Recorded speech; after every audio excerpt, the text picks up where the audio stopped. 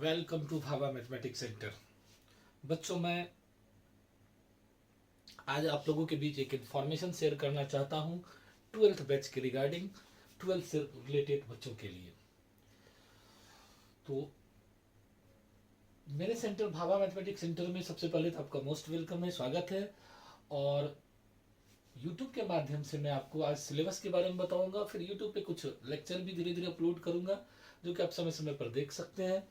Batch भी पढ़नी हो तो वो उसके बारे में इंफॉर्मेशन शेयर करूंगा, ऑफलाइन पढ़नी तो उसके लिए भी, ऑनलाइन पढ़ूंगा तो उसके लिए भी, यानी बैच के रिगार्डिंग सारी इंफॉर्मेशन आपको दी जाएगी। तो सबसे पहले आपकी समय को देखते हुए, आपके समय का जाया नहीं करते हुए टू द पॉइंट आते हैं। सबसे पहले जो हमको जो है ट्वेल्थ में कि सर ट्वेल्थ में क्या कैसे पढ़ेंगे, ट्वेल्थ में कौन बुक खरीदेंगे, और फिर ट्वेल्थ में कितना देर पढ़ना चाहिए। बहुत सारे बच्चों का ये क्वेश्चन होता है कि सर मैथ्स को ट्वेल्थ में कितना देर पढ़ना चाहिए। तो बच्चों, ट्वेल्थ में मैथ्स 100 मार्क्स का है और मैथ्स सबसे ज़्यादा स्कोरिंग है। अभी जो ट्रेंड बिहार सरकार का है उसमें 50 ऑब्जेक्टिव है, 100 में 50 आपको बनाना है और फिर 50 सब्जेक्टिव है। आप चाहो थोड़ी सी मेहनत कर लो तो 100 में 100 मार्क्स भी ला सकते हो। कैसे कैसे? तो आपको 2 घंटा डेली मैथ्स में प्रैक्टिस करना होगा। चाहे जहां भी पढ़ते हो, जो सर भी पढ़ाते हो, उनके अलावा पढ़ने के बाद घर पे खुद से सेल्फ स्टडी के तौर पे 2 घंटे मैथ में प्रैक्टिस करनी होगी डेली। और अभी बहुत आपके पास समय है, अमाल है, तो आप डेली अगर 2-2 घंटे की प्रैक्टिस करते हो तो आपकी रिजल्ट 100 में 100 कोई काल नहीं काटेगा। एक चीज और, फार्मूला का एक अलग से डायरी बनाना होगा आपको। हर एक चैप्टर के जो मेन फार्मूले हैं, जो इंपॉर्टेंट फार्मूले हैं, उसको आपको उसमें राइट डाउन करना पड़ेगा और डेली रिवाइज करना पड़ेगा। 5 मिनट 10 मिनट डेली रिवाइज करना होगा। तो फार्मूला से ही, मैथ्स में बिना फार्मूला के तो गाड़ी चलेगी नहीं। फार्मूले भूल जाओगे तो फिर सवाल कैसे बनाओगे एग्जाम में। तो इसलिए आपको 2 काम करनी होगी। एक तो 2 घंटे की प्रैक्टिस है, उसी 2 घंटे के दौरान आप एक डायरी रखेंगे, छोटा सा डायरी, पतला सा डायरी फार्मूला वाला, और उसमें जो है आप फार्मूला को राइट डाउन कर लेंगे, जो भी आपको सर पढ़ाए हैं या जो हम पढ़ाएंगे। तो मेरे द्वारा ही यदि आप पढ़े हो तो उसमें जो भी फार्मूला एक जगह कर लेंगे और उस फार्मूला को डेली 10 मिनट 5 मिनट करके रिवाइज करते रहेंगे, जिससे कि आपको क्या होगा, रटना नहीं पड़ेगा। रिवाइज करने से आपकी मेमोरी स्ट्रांग हो जाएगी और फिर फार्मूला ध्यान से उतरेगा भी नहीं। प्रैक्टिस भी है, रिवाइज भी है, दोनों चीज हो रहा है तो मेरा काम आसानी से हो जाएगा। समझ में आ गई बात कैसे पढ़ना है। रहा सर कौन कौन बुक पढ़े, तो मैंने 3 बुक को रेफरेंस में रखा है। पहला तो एनसीईआरटी जो कि मस्ट भी है, हर एक बच्चे को चाहिए। दूसरा केसी सिन्हा जो बिहार का पॉपुलर राइटर है, बहुत ज्यादा चलन में है। और तीसरा मैंने आर.डी. शर्मा को रखे हैं। जो लोग सीबीएसई या आईसीएसई बोर्ड के बच्चे हो, वो आर.डी. शर्मा की जगह आर.एस. अग्रवाल आप ले सकते हो, वो अच्छी बुक है, ठीक है। लेकिन बिहार बोर्ड का जो बच्चे हैं उनके लिए सफिशिएंट है एनसीईआरटी, केसी सिन्हा, आर.डी. शर्मा। आपको तीनों नहीं खरीदनी है, आपको एक एनसीईआरटी खरीदनी है और इसको बोलते हैं हेल्पिंग बुक। एनसीईआरटी जो है आपको बेसिक बुक है, फंडामेंटल बुक है, लेकिन बाकी जो बुक आप खरीदेंगे, चाहे केसी सिन्हा हो या आर.डी. शर्मा हो या आर.एस. अग्रवाल हो या और भी बहुत सारा राइटर है, जो भी खरीदेंगे हेल्पिंग बुक का काम करेगा। तो आपको उसके से केवल ढेर सारा बुक खरीदने से कोई विद्वान नहीं बन जाता है। बुक एक ही खरीदो, लेकिन थोड़ो यानी पूरा बनाना है। समझ में आ गई बात। तो आप एक हेल्पिंग बुक रखना चाहते हो तो रखिए, जो वो भी नहीं रखना चाहते तो केवल एनसीईआरटी को ही बेस बना के पढ़िए। बाकी हम लोग क्वेश्चन देंगे ही, आजकल तो नेट पे भी, साइट पे भी या गूगल पे भी आप देख सकते हो, ढेर सारा क्वेश्चन पढ़ा रहता है, वहां से आप बना फॉर्मेट देख के बना सकते हो। लेकिन अगर इच्छा है बनाने की तो एक हेल्पिंग बुक आप कोई ले लो, केसी सिन्हा या आर.डी. शर्मा में से। रहा कि सर ट्वेल्थ का सिलेबस क्या है और जो आप सर इंफॉर्मेशन देने जा रहे थे ट्वेल्थ के बैच का, वो क्या है, तो हम बताएंगे आगे। ये है आपका ट्वेल्थ का सिलेबस। ओवरऑल ट्वेल्थ का सिलेबस क्या है कि ट्वेल्थ का सिलेबस टोटल 7 यूनिट में डिवाइड है। यूनिट 1 के अंदर आपको पढ़ना है रिलेशन, फंक्शन, बाइनरी ऑपरेशन, जिससे सिलेबस में 5 मार्क्स लिखा हुआ है। क्योंकि ऑब्जेक्टिव अभी का दौर है तो अभी 10 से 12 मार्क्स पूछता है इससे। दूसरा यूनिट में है आईटीएफ, इनवर्स ट्रिगोनोमेट्रिक फंक्शन, जो 6 मार्क्स का है। आप देखोगे तो इससे इसका कनेक्शन है, फंक्शन से आईटीएफ का कनेक्शन है, आईटीएफ से फिर कैलकुलस की तरफ मूव कर जाओगे क्योंकि फंक्शन से कैलकुलस भी रिलेटिंग है। तीसरा यूनिट जो कि अलजेब्रा है, मैट्रिक्स एंड डिटरमिनेंट, इसको उससे कोई बहुत ज्यादा लिंकअप नहीं है। तो और इजी भी है, तो इसलिए ज्यादातर देखोगे ट्वेल्थ में लोग मैट्रिक्स डिटरमिनेंट से शुरू करते पढ़ाना, क्योंकि वो बच्चा को समझ में आसानी से आ जाती है। रिलेशन, फंक्शन, बाइनरी ऑपरेशन थोड़ा सा समझने में शुरुआती दौर में दिक्कत होती है।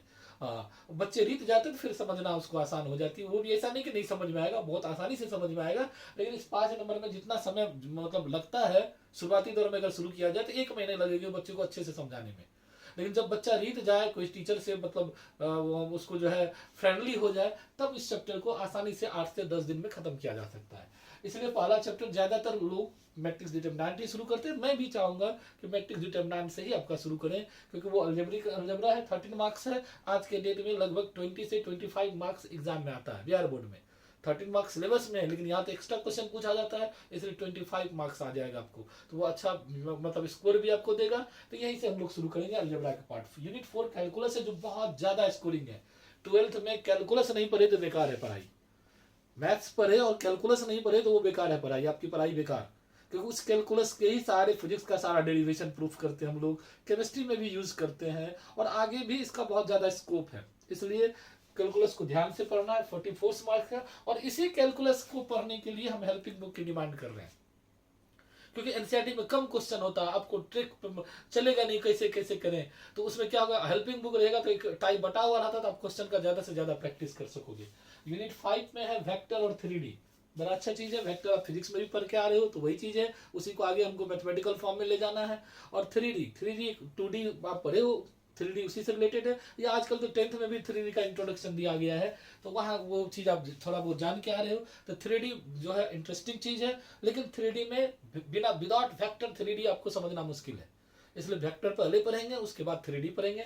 17 नंबर का वेटेज है। यूनिट 4 के बाद सबसे ज़्यादा किसी चीज का वेटेज है तो वेक्टर 3D का 17 है। लेकिन पूछेगा कितना, क्योंकि एक्स्ट्रा क्वेश्चन पूछता है तो 25 से कम नहीं पूछता है। और यूनिट 6 है LPP, लीनियर प्रोग्रामिंग प्रॉब्लम, जिसको हम लोग ग्राफ बोलते हैं। ग्राफिकल मेथड से किसी इक्वेशन को सॉल्व करते हैं हम लोग। तो ये बड़ा इंटरेस्टिंग है। इससे एक लॉन्ग हर साल पूछता है, इस साल भी पूछा था। तो ये बहुत इजी भी है और बड़ा इंटरेस्टिंग है। तो LPP से 6 मार्क्स है। एक 5 नंबर का लॉन्ग पूछता है और 2-3 ऑब्जेक्टिव पूछता है। यानी 6 है तो समझो 10 आज के दौर में, क्योंकि एक्स्ट्रा क्वेश्चन पूछ रहा है तो 10 मार्क्स पूछेगा। यूनिट 7 और आखिरी यूनिट है प्रोबेबिलिटी, जो कि थोड़ा सा स्टैंडर्ड है। 12th का प्रोबेबिलिटी स्टैंडर्ड है, 11th 9 10th का जो प्रोबेबिलिटी था उससे स्टैंडर्ड है। क्योंकि यहाँ कंडीशनल प्रोबेबिलिटी पढ़ना है, यहाँ बेस थ्योरम पढ़ना है, जो आगे जाके बीएससी के भी सिलेबस में मिलेगा तुमको।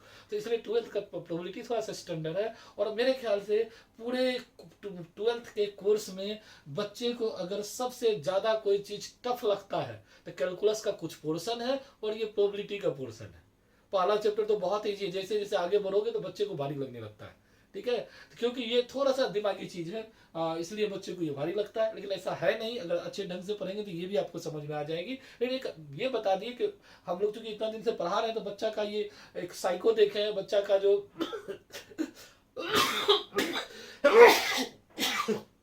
एवरेज बच्चा का जो देखते हैं कि किस चैप्टर से भागता है बच्चा, ज्यादातर बच्चा इस चैप्टर में आके अटक जाता है। तो ये थोड़ा सा टफ पार्ट पड़ता है, इसमें आपको कंसस होकर पढ़ना पड़ेगा। तो ये था 7 यूनिट आपको। ये मेरा ऐप है, जो लोग पूछ रहे थे कि सर आपके ऐप से कैसे जुड़े कैसे पढ़े, तो ये मेरा ऐप है। आप मोबाइल के प्ले स्टोर में जाएंगे और app Bhabha mathematics centre type करेंगे। भागलपुर हो तो उसमें डाल देना, नहीं भी डालेंगे तो कोई बात नहीं, ये लोगो आपको मिल जाएगा। ये लोगो मिले तो समझना ये मेरा सेंटर है। अदरवाइज भाभा मैथमेटिक्स सेंटर के जो है के नाम से कई इंस्टीट्यूट पूरे इंडिया में चल रही है। 150-200 से ऊपर इंस्टीट्यूट है, ऑफलाइन में भी ऑनलाइन में भी कई सारा सेंटर है। तो आप कंफ्यूजन में ना पड़े तो आप ये लोगो देख लेना बीएमसी का मेरा वाला, इस लोगो के आधार पर आप ज्वाइन कर लेना। ठीक है, जैसे आप इंस्टॉल करोगे ओटीपी मांगे, ओटीपी से वेरीफाई करेंगे, हो जाएगा। उसके बाद आपको मैसेज करना है कि सर मैं आपका क्लास ज्वाइन करना चाहूँ, तो अपना क्लास लिखते हुए, क्योंकि मेरे पास सिर्फ 12th 11th का ही क्लास नहीं है, बीएससी का सारा कोर्स है, वो कम्पिटिटिव कोर्स है। इसलिए आपको लिखना होगा कि सर मैं 12th क्लास में आपका ऑनलाइन बैच ज्वाइन करना चाहता हूँ। ठीक है, तो आप वो चीज़ मैसेज करेंगे हमको। ठीक है, तब मैं उस बैच में एंट्री करूंगा। और उस बैच में फिलहाल 15 डेज का डेमो क्लास फ्री है, ऑनलाइन है लेकिन फ्री है पूरा डेमो। 15 दिन तक आप ऑनलाइन में, कहीं कोई पैसा नहीं लगने वाला आपको है। 15 दिन के बाद बहुत मिनिमम फी में हम 12th का पूरा कोर्स पढ़ाएंगे आपको, बहुत ज़्यादा घबराने की जरूरत नहीं है, वो हम बता देंगे। मोटा मोटी 599 आसपास फी रहेगा आपका, वो पूरे साल पढ़ोगे जो 12th का कोर्स है ऑनलाइन में।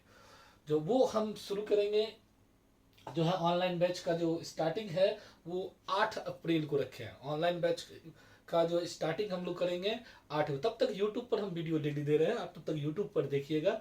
तब तक आपको डेली वीडियो यूट्यूब पे एक एक लेक्चर मिलते जाएगा, तो वो देखिए, वो सब फॉलो कीजिए, उसके बाद उसमें जुड़िएगा। ठीक है, तो 8 अप्रैल को ऑनलाइन बैच शुरू करेंगे और ऑफलाइन बैच हम 1 अप्रैल को शुरू करने जा रहे हैं। जो लोग भागलपुर के आसपास रहते हैं या भागलपुर आने में सक्षम है, तो SM कॉलेज रोड में मेरी ऑफलाइन सेंटर है, वहाँ जो है 5 से 6 शाम में, इवनिंग में 1 तारीख से हम ऑफलाइन बैच की स्टार्ट करने जा रहे हैं। तो आप वहाँ बिल्कुल जुड़ सकते हो, पढ़ सकते हो। वहाँ भी 15 डेज का डेमो क्लास फ्री है, तभी कोई दिक्कत वाली बात नहीं, आप आराम से पढ़ सकते हो, बड़ा डिटेल से पढ़ सकते हो। ठीक है, ये जो है बहुत लोग क्वेश्चन करता है कि सर भाभा के नाम से क्यों, तो यही है होमी जहांगीर भाभा, जो first nuclear scientist of India थे, उन्हीं के नाम पे मैंने सेंटर रखा है, उनके सम्मान में। और ये रहा मेरा लोगो, ये लोगो स्पष्ट तो नहीं दिखाई दे रहा, लेकिन इस टाइप का लोगो है में। और ये मेरा नाम आपको दिख रहा होगा, ये मेरा नाम है। नंबर आपके पास होगा भी, अगर नहीं है तो फिर से मैं नंबर आपको लिखा देता हूँ। जो मेरा नंबर है आप नोट कर सकते हैं,